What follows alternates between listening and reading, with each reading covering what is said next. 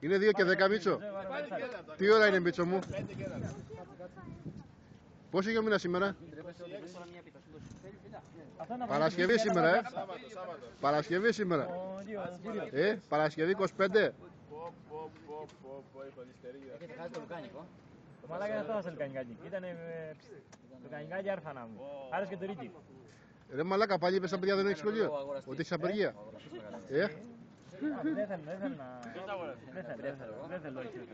Παντικά δεν μ' αρέσει. Μαλάκα, την έχω στο Facebook και το βράδυ. Τι λέει, θες κοκακόλα? Έχει μπύρες, Πετάξε ρε μαλάκα, φέρε εμένα μία. Μαλάκα, κοίταξε που είναι ο ήλιος. Έχει ρολόι πάνω. Έχεις αλλάξει το ρολόι? 2 η ώρα μεσημέρι. Η ώρα είναι μία. Βίντεο τραβάς τώρα, Βίντεο. Περίμενε, βίντεο φυσικά. Κάτσε να πάρει το ρολόι. Μία τσικροπαρασκευή. 1, 2, 3. Η ώρα είναι 14 και 12. 5 μάρτυρες. 14 και 12. Και ο Δημήτρης ο Άνινος βρίσκεται στην πλατεία του Βόρου, έχει κοπανίσει από το σχολείο. Δάσκαλος στο δημοτικό σχολείο Βόρου. Δάσκαλος το απογευματινό του Ολοήμερου.